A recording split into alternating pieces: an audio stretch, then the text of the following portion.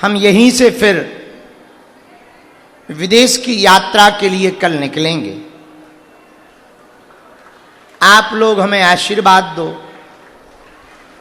हमारी यात्रा सफल हो गए और पुनः लंदन में, ओमान में और सिंगापुर, दुबई में, इन 4 देशों में बालाजी के नाम का झंडा गाड़ पाए।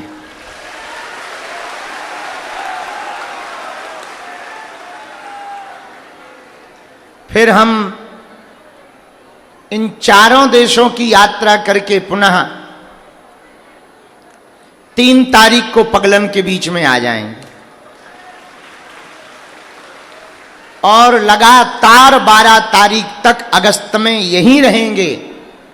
यहीं पर रक्षाबंधन मनाएंगे, यहीं पर रोज दिव्य दरबार लगाएंगे।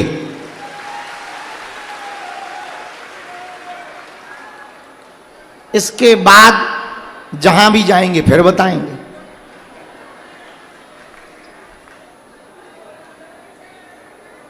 हमको परदेश जाना बहुत अच्छा तो नहीं लगता, पर वहां भी हिंदू रहते हैं, अपने रहते हैं। उनके बीच में कुछ समय सनातन के लिए बात करने पर उनके बच्चे दूसरे मजहब में जाने से, यदि हमारे जाने से बच जाए तो हमारा जाना जरूरी है।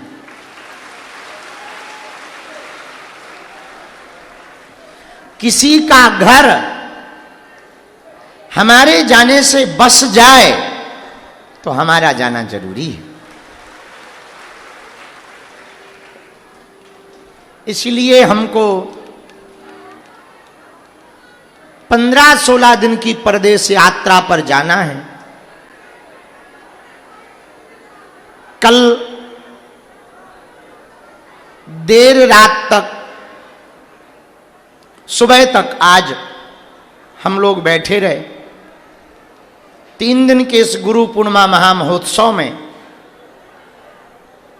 आपने जो अनुभव किया, जो भजन किया, जो श्रद्धा रखी, हम अपने हनुमान जी के चरणों में प्रार्थना कर रहे हैं, जाओ आपके ऊपर जन्म जन्म में इन्हीं गुरु महाराज श्री बागेश्वर बालाजी की कृपा बनी रहे।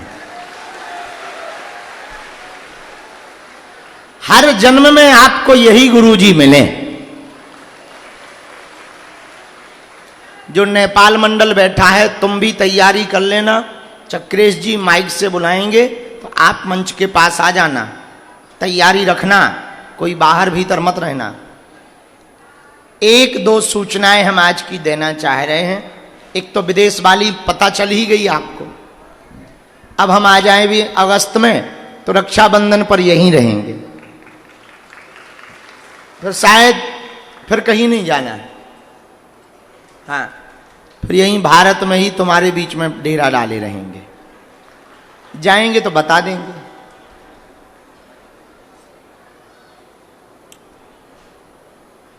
आगामी 7 नवंबर को दिल्ली के कात्यायनी माता मंदिर से वृंदावन में श्री बांके बिहारी तक की 131 किलोमीटर की पदयात्रा है।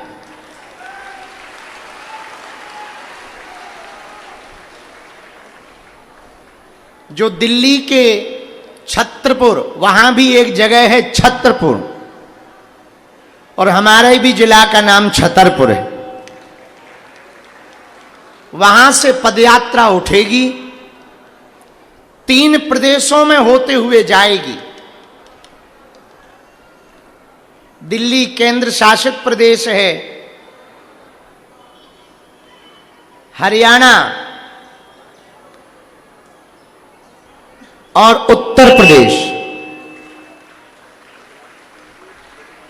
इन तीनों सीमाओं में हम लोग गांव गांव, गली गली हम 10 दिन तक पदयात्रा करेंगे।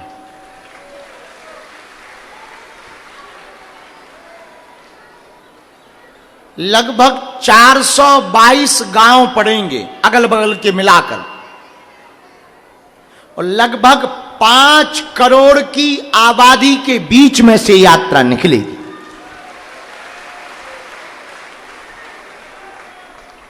और यह पदयात्रा भारत को हिंदू राष्ट्र बनाने के लिए बहुत ही रामबाण साबित होगी। और दिल्ली से वृंदावन की पदयात्रा में हिंदू हिंदुत्व हिंदुस्तान का झंडा बुलंद होगा। इसलिए जितने भी परिकर हैं भले ही एक दिन का समय निकालें, आना आवश्यक है। सभी सेवा मंडल, सभी सेवादार, पिछली बार की पदयात्रा में नेपाल ने बहुत अच्छी भूमिका निभाई। भारत ने तो नेतृत्व किया ही है, पर नेपाल का जोश भी कम नहीं था। इस बार की पदयात्रा में और ज्यादा जोश होगा। तो एक पदयात्रा से नेपाल तक आवाज गई हिंदू राष्ट्र की, और नेपाल में भी गांव गांव में नेपाल को पुनः हिंदू राष्ट्र बनाने के लिए लोग सड़कों पर उतरे। अभी पिछले दिनों में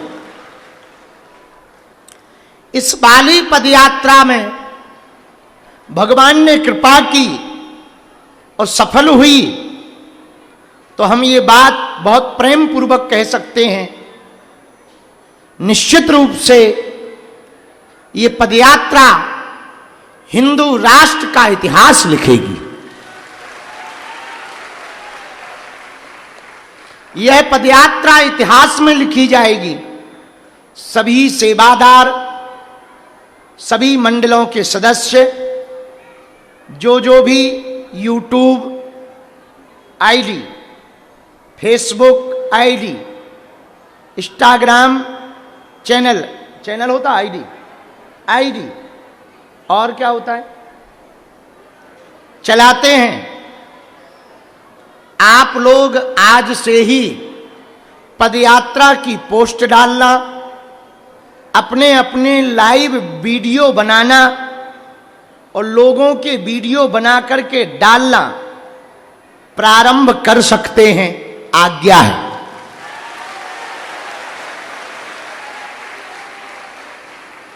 रजिस्ट्रेशन हो या ना हो, व्यवस्था सबकी होगी। थोड़ा कठिन काम है, ये तो हमारा अपना वाला क्षेत्र था तो बड़ी सरलता हो गई थी। उसमें थोड़ी कठिनता तो है, रेलवे ट्रैक है, बड़े बड़े पुल हैं, मेट्रो स्टेशन हैं,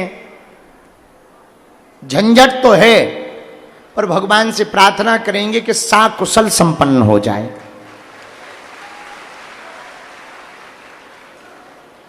आपका मन करे इतनी बात सुनने के बाद तो आना, ना भी मन करे हम तो जाएंगे।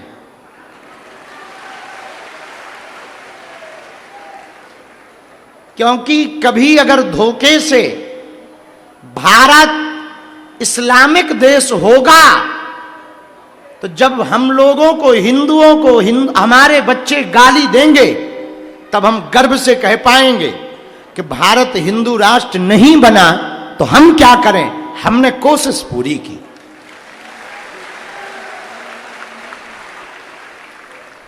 हमने पूरी कोशिश की, अब नहीं बना वो हिंदुओं की कमी, हमने अपनी पूरी कोशिश की।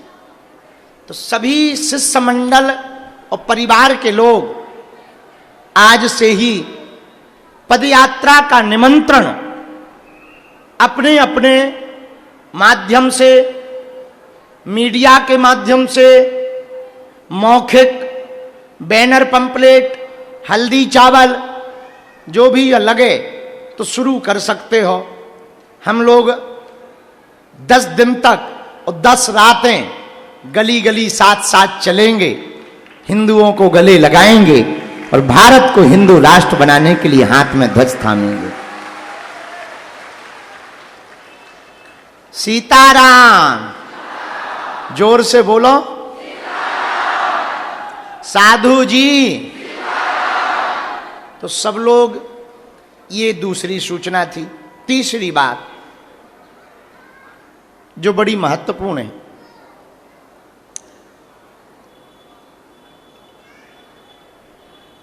जीवन में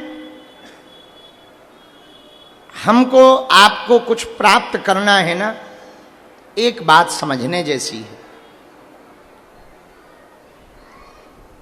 हमारे गांव में कहावत है, बिना मरे स्वर्ग नहीं मिलता है। बिना मरे स्वर्ग नहीं मिलता। बात तो सही है। जब तक स्वयं कुछ नहीं करेंगे तब तक कुछ नहीं होगा।